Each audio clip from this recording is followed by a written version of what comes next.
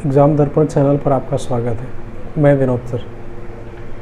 आज का वीडियो थोड़ा सा इम्पोर्टेंट है क्योंकि आज के वीडियो में आपको बताने वाले हैं कूलाम के नियम का सदिश स्वरूप।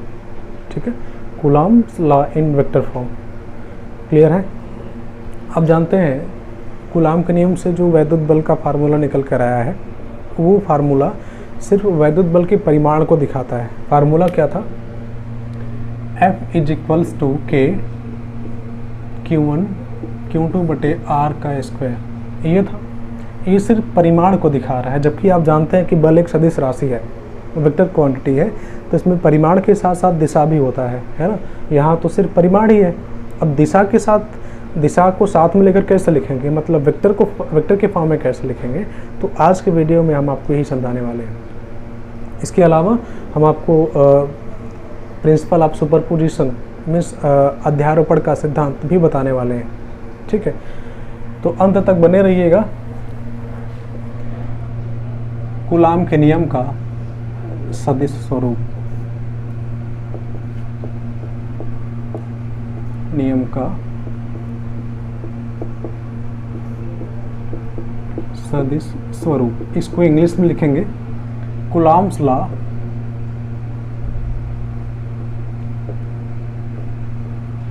इन वेक्टर फॉर्म।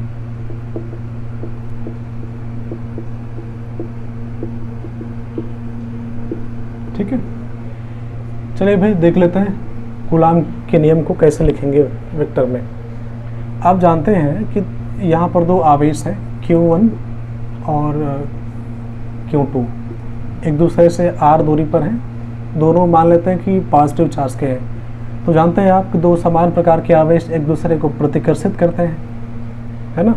तो Q1 Q2 पर प्रतिकर्षण बल लगाएगा, बाहर की ओर धकेलेगा, और उसकी डायरेक्शन क्या होगी?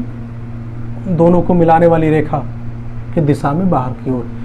पहला लगा रहा है ना Q2 पर, पहला आवेश दूसरे पर लगा रहा है, इसलिए इस बल को लिख देते हैं F21, वेक्टर F21। डायरेक्शन आप देख रहे हैं इस तरफ। ठीक है, उसी प्रकार Q1 पर लगाएगा एक बल बाहर की तरफ इस दिशा में। ठीक है, तो वेक्टर F12, 1 पर दूसरे के कारण। ठीक है, यहाँ पर जो दूरी है अगर इसको हम वेक्टर के फॉर्म में लिखें तो किस तरह से लिख सकते हैं? दो तरह से। पहला Q1 से Q2 की तरफ जा रहे हों तो उसको लिखेंगे हम लोग वेक्टर R12, 1 से 2 की तरफ। ठीक है, वेक्टर R12। और Q2 से Q1 की तरफ आए तो इसे लिख सकते हैं वेक्टर R21। R21 डायरेक्शन किस तरफ? 2 से 1 की तरफ आ रहे हैं, तो चलने की दिशा इस तरफ, मापने की दिशा दूरी इस तरफ। और Q1 से Q2 की तरफ वेक्टर R12, डायरेक्शन इस तरफ है। ये वेक्टर R12 और वेक्टर R21, Q1 और Q2 के बीच की दूरी R को दिखा रहे हैं। दो वेक्टर अलग अलग वेक्टरों के फॉर्म में, ये R21 Q2 से Q1 की तरफ और वेक्टर R12 Q1 से Q2 की तरफ। दोनों सदिशों का जो परिमाण है वो R के बराबर होगा। यानी आप कह सकते हैं वेक्टर R12 का मॉड बराबर वेक्टर R21 का मॉड बराबर वेक्टर R। ठीक है, परिमाण बराबर है। ठीक है, अब Q1 के कारण Q2 पर लगने वाला बल वेक्टर के फॉर्म में कैसे लिखेंगे? तो देखिए, वैद्युत बल F इज टू, आप जानते हैं कि Q1 Q2 बटे R का स्क्वायर, ये होता है। अब 1 के कारण 2 पर बल F21, इसलिए यहाँ पर F21 लिखेंगे, और जब वेक्टर के फॉर्म में लिखेंगे तो तीर दर्शाएंगे। अब इस बल की दिशा किस तरफ है? Q1 से Q2 की तरफ, है ना। अब दिशा दिखाने के लिए Q1 से Q2 की तरफ R का कोई वेक्टर फॉर्म ढूंढिए, तो वेक्टर R12 है ना। और वेक्टर R12 को लेंगे तो यहाँ पर उसका परिमाण भी तो साथ में आ जाएगा, इसलिए इसकी सिर्फ दिशा लेते हैं, और दिशा के लिए यूनिट वेक्टर R12 का कहते है ना, यूनिट वेक्टर R12। अब आप जानते हैं यूनिट वेक्टर को आप ऐसे भी लिख सकते हैं, है ना। यूनिट वेक्टर निकालने का लिए formula vector unit vector R12 बराबर वेक्टर R12 बटे mod of vector R12। Clear है? इसको आप यहाँ ला के रखिए तो मिलता क्या है कि Q1 Q2 बटे R का स्क्वायर यूनिट वेक्टर r12 के स्थान पर इसको लिखेंगे तो मिलता है vector r12 whole upon mod of vector r12। और आप देख रहे हैं अभी भी लिखा था कि vector mod of vector r12 का जो वैल्यू है वो r के बराबर होता है। जैसे ही यहाँ r रखोगे तो r और r स्क्वायर का गुणा हो जाएगा, तो क्या मिलेगा r क्यूब। तो आप लिख सकते हैं vector f21 is equals to k q1 q2 बटे r का क्यूब इंटू वेक्टर r12। अब ये वेक्टर r12 क्या है, r का स्थिति वेक्टर के फॉर्म में है r12। ये जो बल है 2 से 2 पर 1 के कारण है, 1 के कारण 2 पर बल। आप q1 से q2 की तरफ जा रहे हैं तो q1 को मूल बिंदु मान लीजिए। ऐसे में इस मूल बिंदु के सापेक्ष q2 की स्थिति क्या होगी, स्थिति सदिश वेक्टर r2 यहाँ से यहाँ तक क्या है। q2 के लिए बात करें तो r2 कह सकते हैं और q1 के लिए r1 कह सकते हैं। ठीक है, तो वेक्टर r21 के लिए वेक्टर r21 के स्थान पर हम लिख सकते हैं, जब q1 को मूल बिंदु पर मानोगे आप तो विस्थापन क्या होता है, विस्थापन सदिश तो ज्ञात ही करना है।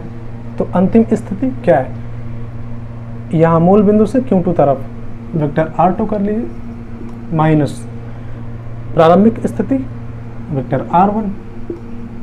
ठीक है, कहने का मतलब ये है कि r21 को अगर हम वेक्टर r2 और वेक्टर r1 के अनुसार लिखें कि पदों में लिखें तो क्या लिख सकते हैं।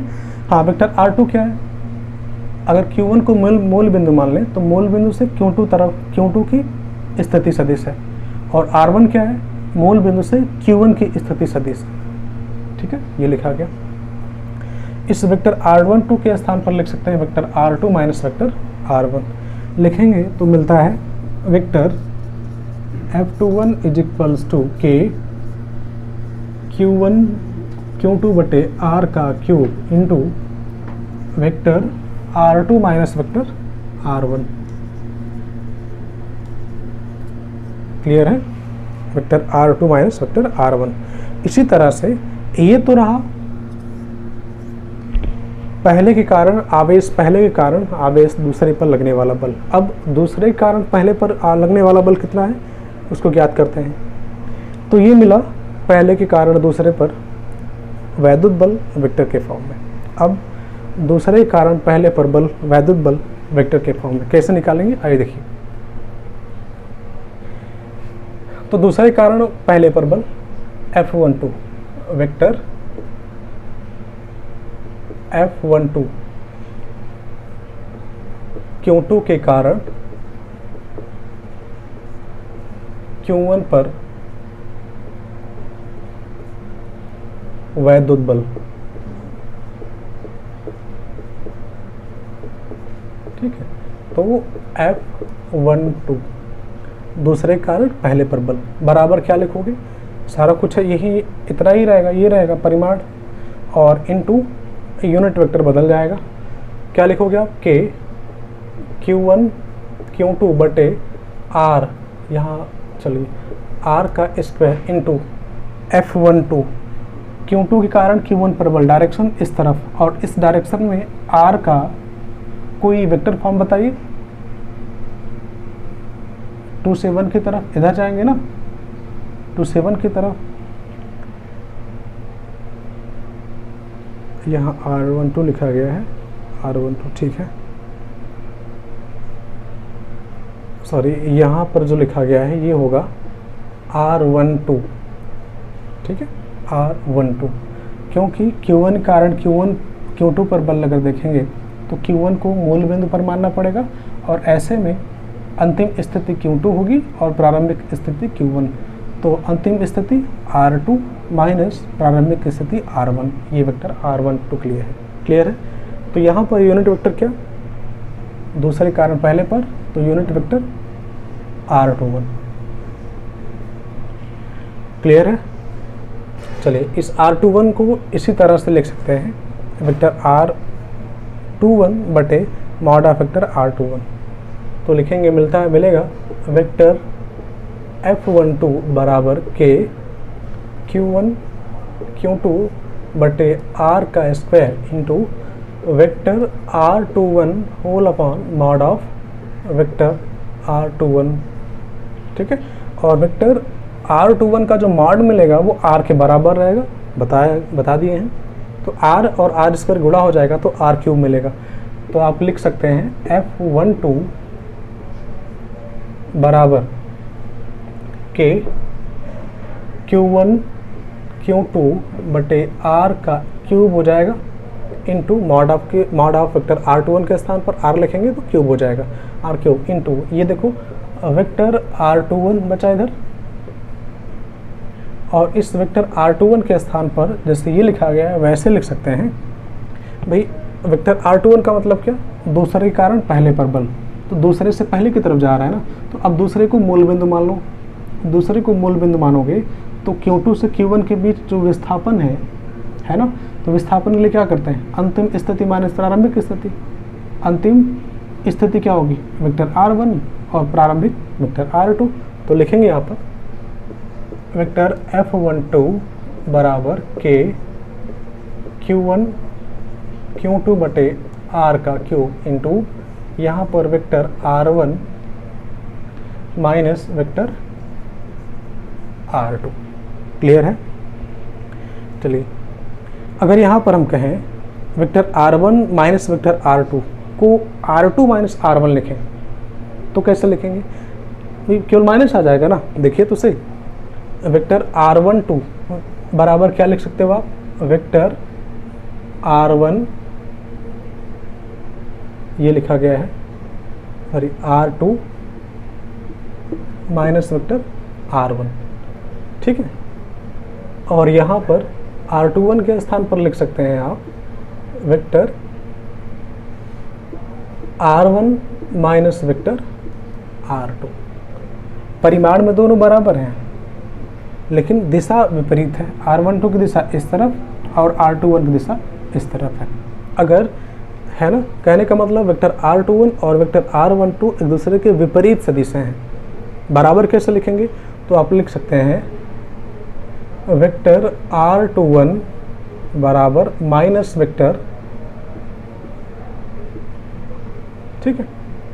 अब इसी के स्थान पर अगर आप इनको लिखेंगे तो क्या मिलेगा भाई, ये मिटा रहे हैं यहाँ पर, वेक्टर R12 के स्थान पर लिखेंगे आप इस तरह से तो मिलता है vector R2 minus vector R1 बराबर R21 के स्थान पर लिखेंगे vector R1 minus vector R2, minus का चिन्ह साथ में रहेगा, है ना। Vector R1 minus vector R2 ही ज्ञात करना रहे तो माइनस को इधर भेज दीजिए, तो minus vector R2 minus vector R1 मिल जाएगा, है ना। मतलब minus vector R2 minus vector R1 बराबर vector R1 minus vector R2, ठीक है। इस वेक्टर R1 माइनस R2 के स्थान पर हम लिखेंगे minus vector R2 minus vector R1, यहाँ पर लिखिए तो मिलेगा वेक्टर F12 बराबर के Q1 Q2 बटे R का क्यूब, माइनस के चिन्ह को पहले लिख देते हैं यहाँ पर, और फिर मिलता है vector R2 minus vector R1। इसको इक्वेशन सेकेंड बनाते हैं। अब पहले और दूसरे समीकरण को देखिए, क्या अंतर दिख रहा है आपको, सिर्फ माइनस का, मतलब F21 और F12 बराबर है माइनस के साथ, तो आप लिख सकते हैं, यह मिटा रहे हैं आप, ठीक है।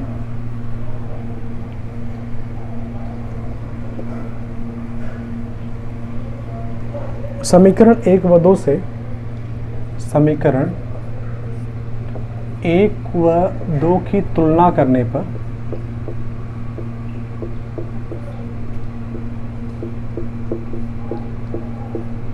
क्या मिलेगा भाई, वेक्टर F21 बराबर वेक्टर F12 और माइनस के साथ, ठीक है। क्लियर, मतलब पहले पर दूसरे पर पहले कारण बल डायरेक्शन, हाँ, पहले के कारण दूसरे पर बल, और दूसरे कारण पहले पर बल बराबर है। माइनस चिन्ह क्या दिखा रहा है? सिर्फ दिशा को। कहने का मतलब दोनों बल एक दूसरे के विपरीत होंगे। आप न्यूटन का यहाँ पर देखिए तीसरा नियम भी फॉलो हो रहा है। न्यूटन का तीसरा नियम क्या था? भाई किसी वस्तु पर अगर आप क्रिया करेंगे, मतलब क्रिया बल लगाएंगे, तो उस वस्तु के द्वारा आप पर प्रतिक्रिया बल लगती है उतने ही परिमाण का, लेकिन विपरीत दिशा में। सेम यहाँ पर Q1 आवेश, ये देखिए ये था Q1 और ये था Q2। Q1 कारण Q2 पर बल इस तरफ F21, Q2 कारण Q1 पर बल F12 इस तरफ, है ना? बराबर है, आप देख सकते हैं यहाँ पर बराबर का चिन्ह परिमाण को दिखा रहा है, लेकिन माइनस का चिन्ह क्या रहा है? विपरीत दिखा रहा है, विपरीत दिशा को दिखा रहा है। F12 किस तरफ? F12 इस तरफ और F21 इस तरफ, है ना विपरीत? तो इस तरह से कूलाम का नियम न्यूटन के तीसरे नियम का पालन करता है। क्लियर है? अभी यहाँ पर दो ही आवेश हैं। अगर हम कहें कोई ऐसा निकाय है जिसमें आवेश बहुत सारे हैं, मतलब आवेशों का निकाय है जिसमें कई आवेश मिल करके एक निकाय बनाते हैं, सिस्टम, तो ऐसे में उनमें से किसी एक आवेश पर अन्य आवेशों के कारण बल कैसे निकालेंगे? ठीक है, और निकालने का ये जो नियम होगा इसे अध्यारोपण का सिद्धांत कहते हैं, यानी प्रिंसिपल ऑफ सुपरपोजिशन। आइए इसको समझते हैं।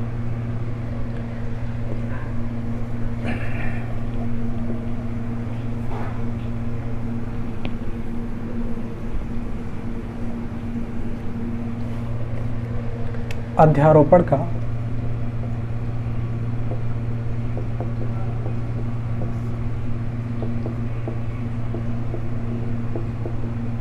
सिद्धांत, प्रिंसिपल ऑफ सुपरपोजिशन।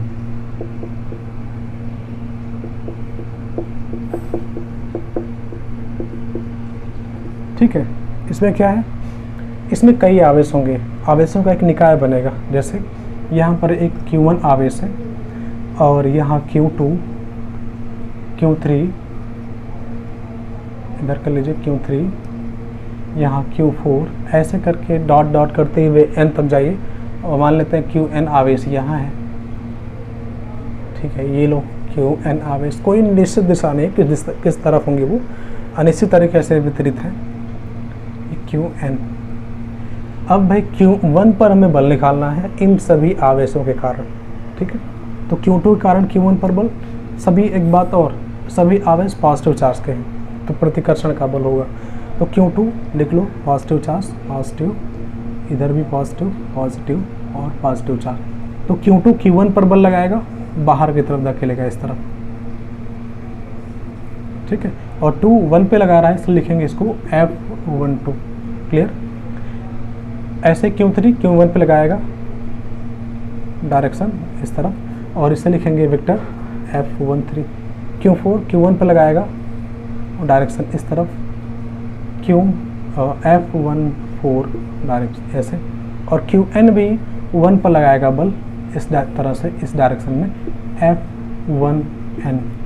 ठीक है, तो अब हमें बल निकालना है। बल, नेट बल कितना है, Q1 पर लगने वाला बल कितना है, ये ज्ञात करना है। तो हमें अध्यारोपण के सिद्धांत से ज्ञात करना है। अध्यारोपण का सिद्धांत कहता है कि किसी निकाय में अनेक आवेश हैं तो किसी एक आवेश पर अन्य सभी आवेशों के कारण बल उन बलों के अलग अलग वेक्टर योग के बराबर होता है। लिख लीजिए इसको।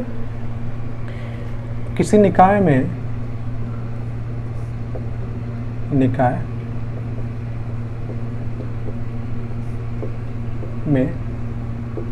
अनेक आवेश हैं तो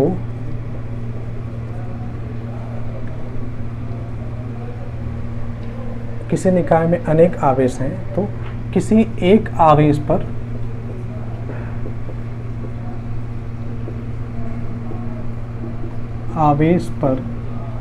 अन्य आवेशों के कारण या किसी एक आवेश पर बल अन्य आवेशों के कारण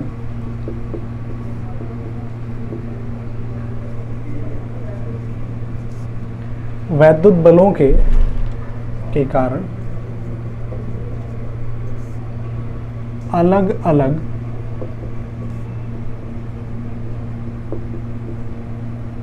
वैद्युत बलों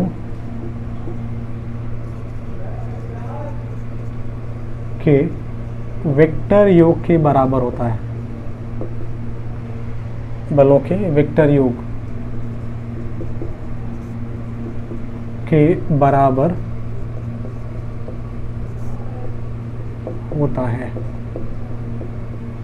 ठीक है, लिखा गया है किसी निकाय में अनेक आवेश हैं तो किसी एक आवेश पर बल अन्य आवेशों के कारण अलग अलग वैद्युत बलों के वेक्टर योग के बराबर होता है। जैसे Q1 पर हमें सभी आवेशों के कारण बल निकालना है तो नेट बल या परिणामी बल वेक्टर F बराबर क्या, अन्य सभी आवेशों के बलों के वेक्टर योग के बराबर है। तो Q2 के कारण Q1 पर बल वेक्टर F12 प्लस Q3 के कारण Q1 पर बल वेक्टर F13, Q4 के कारण Q1 पर बल vector F14 plus dot dot dot N के कारण Q1 पर बल F1N वेक्टर के फॉर्म में जोड़ना है। तो चलिए वेक्टर F12 के लिए लिखते हैं, फार्मूला क्या होगा पीछे बता दिया गया है, कैसे आप सदिश रूप में बल को कैसे सदिश रूप में लिखते हैं। तो मिलेगा आपको कि Q1 और दूसरा आवेश Q2 बटे दूरी 2 से 1 की तरफ जा रहा है तो लिखेंगे R21 के मॉड का Q into vector R21 plus इसी तरह F13 के लिए के Q1 Q3 बटे वेक्टर R31 के माट का Q into vector R31 plus F14 के लिए के Q1 Q4 बटे वेक्टर R41 के मॉड का Q into vector R41 plus dot dot dot Q F1N के लिए के Q1 QN बटे मॉड ऑफ वेक्टर RN1 का Q इंटू वेक्टर N1। ठीक है, आप R21 के स्थान पर लिख सकते हैं vector R1 minus vector R2, इधर ऐसे ही vector R1 minus vector R3, ऐसे ही R41 के लिए लिख सकते हैं वेक्टर R1 माइनस R4 और RN1 के लिख सकते हैं आप वेक्टर R1 माइनस RN। ठीक है, तो इस तरह से ये मिला किसी आवेश पर अन्य सभी आवेशों के कारण बल, और इस थियरी को बोलते हैं प्रिंसिपल ऑफ सुपरपोजिशन। ठीक है, प्रिंसिपल ऑफ सुपरपोजिशन।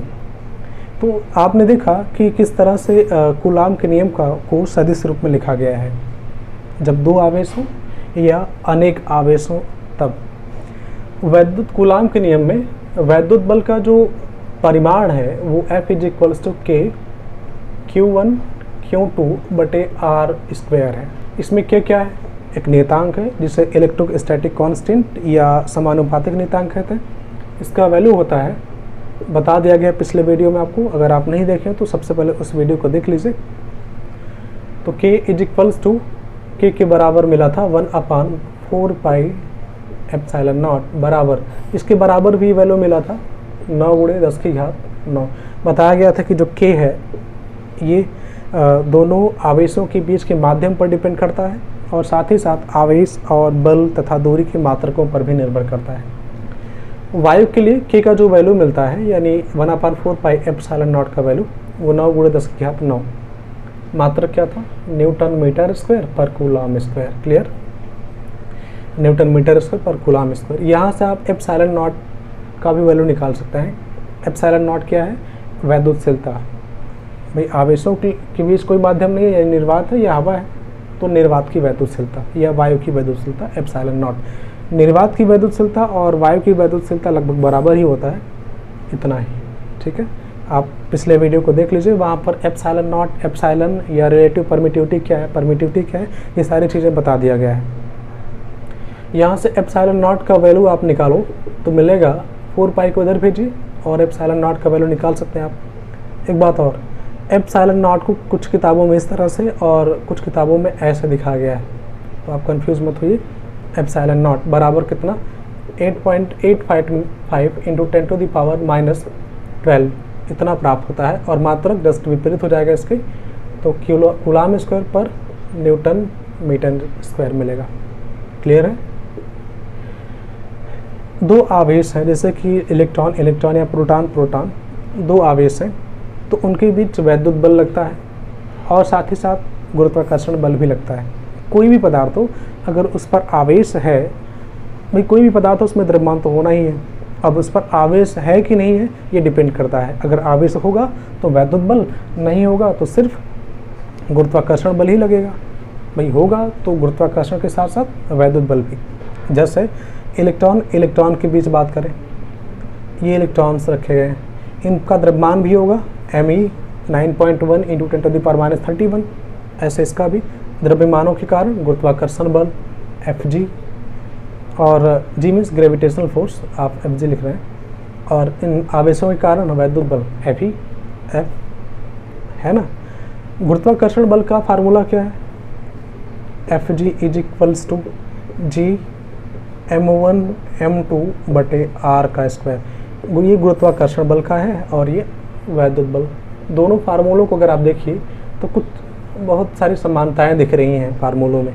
जैसे F जो है यानी गुरुत्वाकर्षण बल दूरी के वर्ग के व्युत्क्रमानुपाती होता है, यहाँ वैद्युत बल भी दूरी के वर्ग के व्युत्क्रमानुपाती होता है। यहाँ पर भी एक कांस्टेंट आया है, यहाँ पर भी है ना। दोनों बल व्युत्क्रम वर्ग के नियम का पालन करते हैं, मतलब अगर दूरी बढ़ेगा तो वैद्युत बल का मान उसके वर्ग के अनुपात में घट जाएगा। ठीक है, जैसे आपने दूरी को 2 गुना बढ़ा दिया तो बल का मान 4 गुना घट जाएगा, आपने दूरी को 4 गुना बढ़ा दिया तो बल का मान 16 गुना घट जाएगा, ऐसा कुछ है ना।